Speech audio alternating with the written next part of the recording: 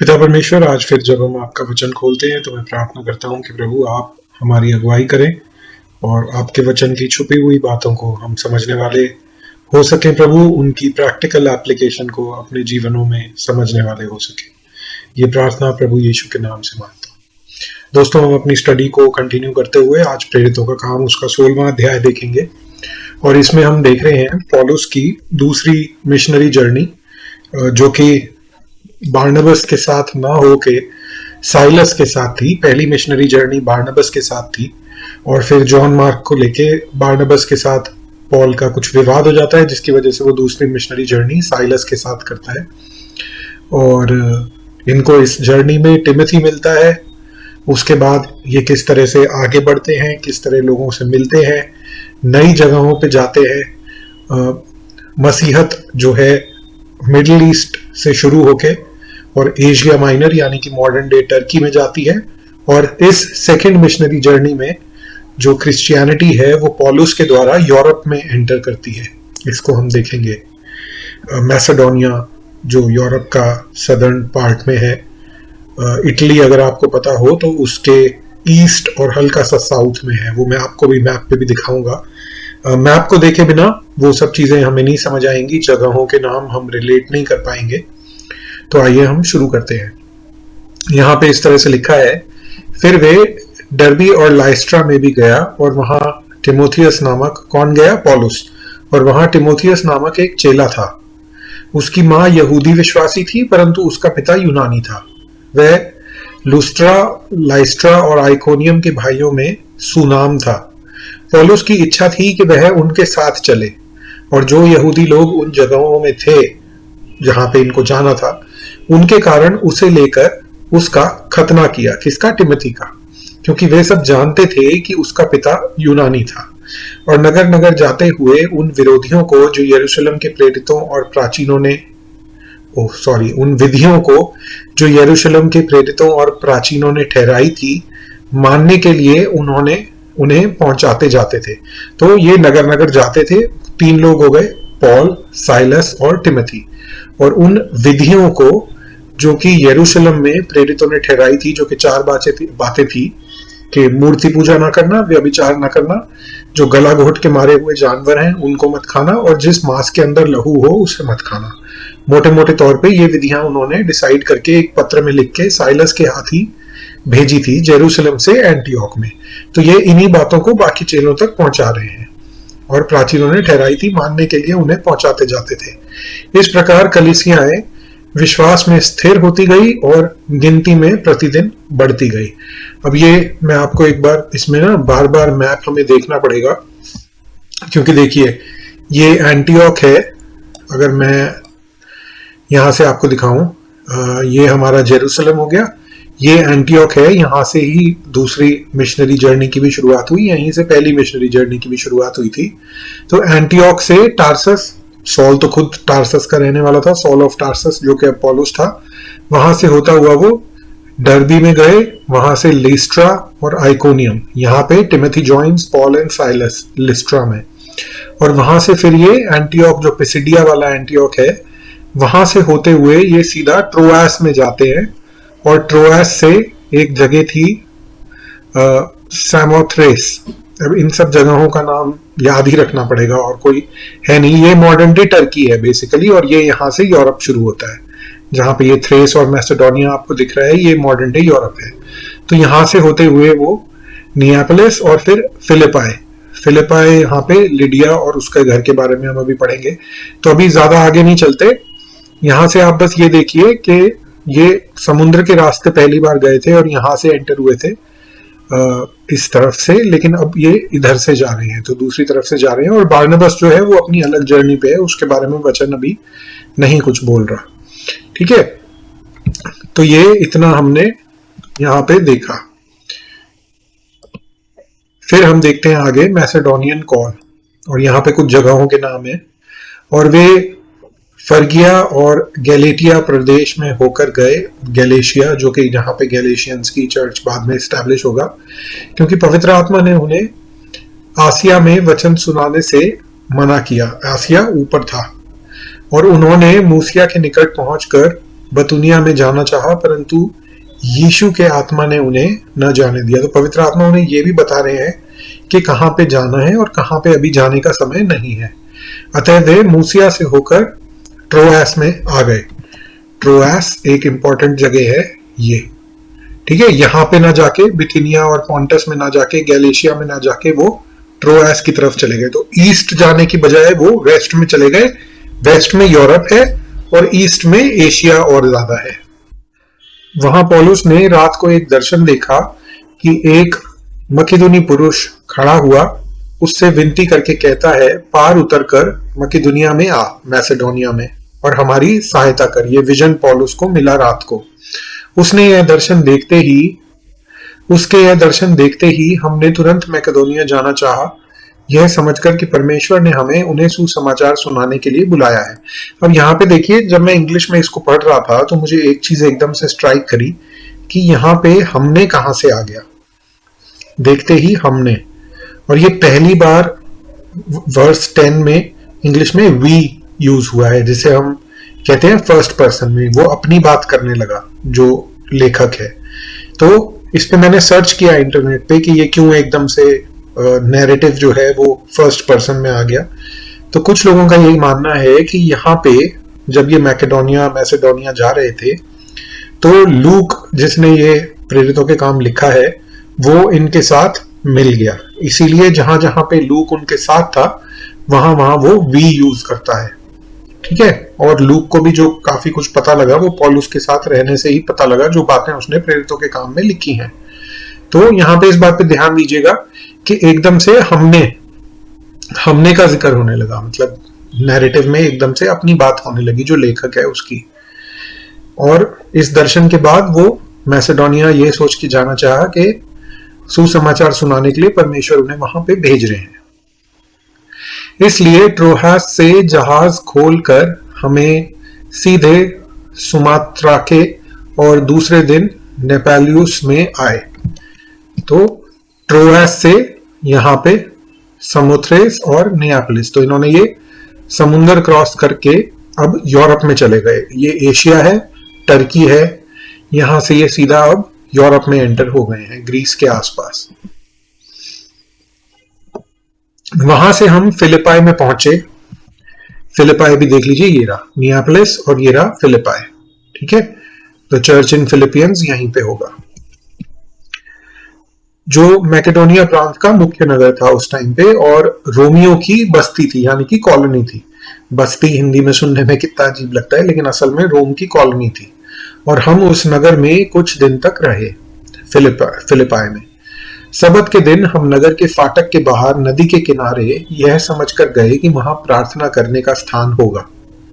नगर के फाटक के बाहर नदी के किनारे प्रार्थना करने के लिए गए और बैठकर उन स्त्रियों से जो इकट्ठी हुई थी, शायद पानी भरने आई हो या कपड़े धोने आई हो, बातें करने लगे। और लिडिया नाम युआतीरा नगर और लुदिया नाम युआतीरा नगर की बैंगनी कपड़े बेचने वाली एक भक्त स्त्री सुन रही थी। लिडिया का ही जिक्र है ये। और प्रभु ने उसका मन खोला। प्रभु ही मन खोलने वाले हैं, देखिए ये भी बात जरूरी है सोचनी, ताकि पौलुस की बातों पर ध्यान लगाए। और जब उसने अपने घराने समेत बपतिस्मा लिया, अब ये हमें नहीं पता कि कितने टाइम की बात है, ये एक दिन में शायद नहीं हुआ होगा, ये रोज जाते होंगे, रोज बात करते हो सकता है एक दिन में भी हुआ हो, हमें वचन से ये पता नहीं लग पा रहा क्लियर। लेकिन ये पता है कि उसने वचन पे विश्वास किया और उसके घराने समेत सब लोगों ने बपतिस्मा लिया। तो उसने, लिडिया ने पौलुस से विनती की कि यदि तुम मुझे प्रभु की विश्वासिनी समझते हो तो चलकर मेरे घर में रहो, और वह हमें मनाकर ले गई, ठीक है। तो ये यहीं की बात होगी, फिलिपाई की। यहां पे दिया भी होगा, हाँ ये देखिए, फिलिपाई से ये जो रेड लाइन आ रही है ये बता रही है Lydia and her house hold believe Paul and Silas, और आगे पॉल और साइलस को यहाँ पे जेल भी हो जाएगी। तो ये सारी बातें फिलिपाई में हो रही हैं। और लिडिया का जो घर है वो भी हम देखेंगे कि वहां से वो आगे जाते थे और फिर वापस लिडिया के घर आते थे। तो वहां पे भी एक तरह से एक बहुत मतलब अच्छी स्त्री थी लिडिया, बहुत अच्छी विश्वासी थी, और उसने काफी सपोर्ट भी किया पॉल की मिशनरी जर्नी को हम देखते हैं। जब हम प्रार्थना करने की जगह जा रहे थे तो हमें एक दासी मिली जिसमें भावी कहलाने वाली आत्मा थी और भावी कहने से अपने स्वामियों के लिए बहुत कुछ कमा लेती थी। इसमें इंग्लिश में है फेमिलियर स्पिरिट। इसको आप इस तरह से समझिए जैसे आज के दिन ओझा होते हैं, स्पिरिट ऑफ डिविनेशन है, बल्कि डिविनेशन मतलब जो शायद जादू टोना करने वाली और शायद भविष्य भी बताने वाली आत्मा उसके अंदर होगी। भविष्य तो कैसे बता देगी, पर कुछ ना कुछ लोगों के बारे में बता देती होगी कि आपके साथ ऐसा हुआ था, वैसा हुआ था, कुछ ना कुछ मतलब चक्कर होगा, जैसे आजकल के ये गुरु और ओझा वगैरह करके दिखाते हैं कि आपके बारे में ऐसी बातें बता देंगे कि आपको विश्वास हो जाएगा। तो ये एक स्त्री थी, इसके स्वामी थे जो इसकी इस ताकत को इस्तेमाल करके पैसा कमाते थे और ये ताकत उसे किसी दुष्ट आत्मा की तरफ से ही मिली थी क्योंकि पोजेस्ड थी वो। इंग्लिश में लिखा है ना, spirit possessed with a spirit of divination. तो ये डीमन पोजेस्ड थी, पवित्र आत्मा तो थी नहीं, वो तो डीमन पोजेस्ड ही थी और अपने स्वामियों के लिए बहुत कुछ कमा लेती थी। वह पौलुस के और हमारे पीछे आकर चिल्लाने लगी, हे मनुष्य, ये मनुष्य परम प्रधान परमेश्वर के दास हैं जो हमें उद्धार के मार्ग की कथा सुनाते हैं। वह बहुत दिन तक ऐसा ही करती रही, परंतु पौलुस परेशान हुआ और मुड़कर उस आत्मा से कहा, मैं तुझे यीशु मसीह के नाम से आज्ञा देता हूं कि उसमें से निकल जा। और वह उसी घड़ी निकल गई जो आत्मा थी। जब उसके स्वामियों ने देखा कि हमारी कमाई की आशा जाती रही तो पौलुस और साइलस को पकड़कर चौक में प्रधानों के पास खींच ले गए और उन्हें फौजदारी के हाकिमों के पास ले जाकर कहा, झूठा इल्जाम जैसा कि मसीहों पे हमेशा लगता है, ये लोग जो यहूदी हैं हमारे नगर में बड़ी हलचल मचा रहे हैं और ऐसी रीतियां बता रहे हैं जिन्हें ग्रहण करना या मानना हम रोमियों के लिए ठीक नहीं, क्योंकि ये रोम की कॉलोनी थी। तब भीड़ के लोग उनके विरोध में इकट्ठे होकर चढ़ आए और हाकिमों ने उनके कपड़े फाड़कर उतार डाले और उन्हें बेंत मारने की आज्ञा दी। वह उन्हें बेंतें लगाकर उन्हें बंदी गृह में डाल दिया, पौल और साइलस को, और दरोगा को आज्ञा दी कि उन्हें सावधानी से रखे। उसने ऐसी आज्ञा पाकर उन्हें भीतर की कोठरी में रखा जो अंदर की थी और उनके पांव काठ में ठोक दिए, मतलब चेन बांध के, और उसे जमीन पे कुछ बंधा होता था उससे बांध दिया जाता था। तो ये देखिए कि यहाँ पे एक बात ध्यान देने वाली ये है कि ये जो स्पिरिट ऑफ डिविनेशन है, ये हो सकता है कि इनके पास भी ताकत थी ऐसी कि लोग पैसे देकर भी कुछ ना कुछ सलाह मशवरा उन लोगों से, वो जो स्त्री थी डीमन पोजेस्ड, उससे करते होंगे, तभी उसकी कमाई होती होगी, है ना, पैसे देते होंगे। और जब उनका कमाई का ये बंद हो गया तो उन्हें इतना गुस्सा आया कि इनके विरुद्ध उन्होंने ऐसा किया। तो बहुत सारे लोगों की दुकानें चल रही है और अगर लोग विश्वास में आएंगे तो वो दुकानें बंद हो जाएंगी, इसलिए भी लोग विरोध करते हैं सुसमाचार का। ठीक है, फिर हम देखते हैं आधी रात के लगभग पौलुस और साइलस प्रार्थना करते हुए परमेश्वर के भजन गा रहे थे। अब ये बहुत फेमस है पौल और साइलस का, कि जेल में थे लेकिन प्रार्थना करते हुए परमेश्वर के भजन गा रहे थे और कैदी उनकी सुन रहे थे कि इतने में अचानक एक बड़ा भूकंप हुआ, यहाँ तक कि बंदी गृह की नींव हिल गई और तुरंत सब द्वार खुल गए और सब के बंधन खुल गए।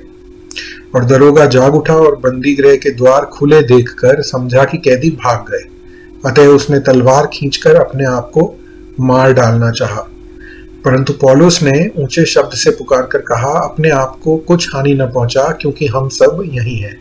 अब देखिए परमेश्वर कितनी अलग अलग तरीके से काम करते हैं। एक तरफ हमने कुछ दिन पहले पढ़ा था कि पीटर को स्वर्गदूत किस तरह से बाहर निकाल के लाता है। यहाँ पे भी परमेश्वर ने एक जरिया बनाया कि पौल चाहता तो भाग सकता था, लेकिन शायद परमेश्वर ने ही पौल को इतनी विजडम दी थी कि जब पौल ने देखा कि ये अपने आप को मार देगा, या उसे पता था, तो वो नहीं भागा, वो वहीं पे रहा बेड़ियां खुलने के बाद भी। तो पौलुस ने ऊंचे शब्द से पुकार कर कहा कि अपने आप को कुछ हानि ना पहुंचा, हम सब यहीं हैं। तब वह दिया मांगकर, क्योंकि अंधेरा होगा अंदर, भीतर आया और कांपता हुआ पौलुस और साइलस के आगे गिरा। जो जेलर था, और उन्हें बाहर लाकर कहा, हे सज्जनों, उद्धार पाने के लिए मैं क्या करूं? मैं ये पढ़ रहा था इंग्लिश में, what must I do to be saved. और मैं आत्मा में ये प्रार्थना कर रहा था प्रभु से, और मैं अभी भी आप जो सुन रहे हैं आपके लिए भी और अपने लिए भी ये प्रार्थना करता हूं कि प्रभु हमें इस तरह का प्रचार दें, इस तरह की विजडम दें, इस तरह का शब्द दें कि जब लोग सुने तो वो ये पूछें, इस तरह की टेस्टिमनी दें हमारी लाइफ की, कि लोग ये पूछें हमसे कि उद्धार पाने के लिए मैं क्या करूं। और उन्होंने क्या जवाब दिया? वही हमारा भी जवाब होगा, प्रभु यीशु मसीह पर विश्वास कर तो तू और तेरा घराना उद्धार पाएंगे। और उन्होंने उसको और उसके सारे घर के लोगों को प्रभु का वचन सुनाया, और रात को उसी घड़ी उसने उन्हें ले जाकर उनके घाव धोए। जो जेलर था, जिसने इनको शायद पीटा भी होगा या इनको कैद करके रखा हुआ था, उसने उनके घाव धोए और उसने अपने सब लोगों समेत तुरंत बपतिस्मा लिया। और उसने उन्हें अपने घर में ले जाकर, जेलर उन्हें अपने घर में ले गया, पौल और साइलस को, उनके आगे भोजन रखा और सारे घराने समेत परमेश्वर पर विश्वास करके आनंद किया। जब दिन हुआ तब हाकिमों ने सिपाहियों के हाथ कहला भेजा कि उन मनुष्यों को छोड़ दो जो हाकिम थे। दरोगा ने ये बातें पौलुस से कह सुनाई, हाकिम ने तुम्हें छोड़ देने की आज्ञा भेज दी है, इसलिए अब निकलकर कुशल से चले जाओ। परंतु पौलुस ने उससे कहा, उन्होंने हमें, जो रोमी मनुष्य हैं, पौल बोलता है हम रोमी मनुष्य हैं, पौल की ड्यूअल सिटीजनशिप थी, रोम, शायद उसके पापा रोम के थे या मम्मी, दोनों में से एक उसके रोम के थे, पापा ही रहे होंगे। दोषी ठहराए बिना लोगों के सामने, हम जो रोमी थे, हमें दोषी ठहराए बिना लोगों के सामने मारा, उनके कपड़े भी फाड़ दिए थे, है ना, और बंदी गृह में डाला। और अब क्या चुपके से निकाल देते हैं? ऐसा नहीं, परंतु वे आप आकर हमें बाहर ले जाएं। सिपाहियों ने ये बातें हाकिमों से कह दी, और वे ये सुनकर कि रोमी हैं डर गए और आकर उन्हें मनाया और बाहर ले जाकर विनती की कि नगर से चले जाएं। वे बंदी गृह से निकलकर लिडिया के यहाँ गए और भाइयों से भेंट कर उन्हें शांति दी और चले गए। देखिए, ये एक तरह से सब यहाँ पे हो रहा है फिलिपाई में, और यहाँ से फिर वो आगे जाएंगे जो हम आने वाले चैप्टर्स में देखेंगे। थेसलोनिका भी जाएंगे, जहाँ पे चर्च ऑफ, जो बुक ऑफ थेसलोनियंस है वो यहाँ पे लिखी है। बेरियंस, जो कि बाइबल को खोजते थे कि ऐसी बातें हैं या नहीं। उसके बाद कॉरिंथ भी यहाँ पे पहचान में आने वाली जगह है। एथेंस, ग्रीस की कैपिटल उस टाइम की। तो इन सब जगह वो जाएंगे, इन सब का जिक्र हम आने वाले अध्यायों में देखेंगे। तो ये थोड़ा सा कॉम्प्लिकेटेड है और एकदम से नहीं समझ में आता, लेकिन जब समझ में आता है तो बहुत अच्छा लगता है। मेरे को भी अभी समझ में आया है। तो जब इनको हम अगर ध्यान से देखें तो बहुत इंटरेस्टिंग रहता है कि किस तरह से मसीहत मिडिल ईस्ट से होते हुए टर्की की साइड, एशिया माइनर में और फिर यूरोप में एंटर करी, और सब कुछ पौलुस ने किया एक तरह से सिंगल हैंडेडली। चाहे उसके साथ साइलस था, टिमोथी था, लिडिया जैसे लोग थे जिनका योगदान था, और अल्टीमेटली तो पवित्र आत्मा का काम था, लेकिन फिर भी पौलुस ने बहुत कुछ किया। तो इस बात को याद रखते हुए हम आइए प्रार्थना करते हैं। पिता परमेश्वर, हम देखते हैं कि किस तरह का विजन आपने पौलुस को दिया, किस महान रीति से आपने उसे इस्तेमाल किया। क्या हम ये प्रार्थना कर सकते हैं प्रभु कि आप हमें भी उसी रीति से इस्तेमाल कीजिए। हम देखते हैं कि पौलुस को पहले पथराव करके उस नगर से बाहर मरा हुआ सोच के फेंक दिया गया था, और यहाँ फिर उसके कपड़े उतार कर उसको पीटा गया, जेल में डाला गया। प्रभु, कितनी चीजें पौल ने झेली, लेकिन फिर भी जहां भी जाता था प्रभु, वहां आपका वचन सुनाता था। पिता परमेश्वर, इस तरह का जुनून, इस तरह का विजन आप हमें भी दीजिए प्रभु, कि हम भी सब कुछ सिर्फ शब्दों में नहीं पर अपनी लाइफ में भी सब कुछ न्योछावर करने को तैयार हो प्रभु, क्योंकि ये हमारे जीवन का एक अच्छा उपयोग होगा प्रभु। If our life is used for your glory lord. और पिता परमेश्वर, धन्यवाद करते हुए ये प्रार्थना प्रभु यीशु के नाम से मांगता हूँ, आमीन।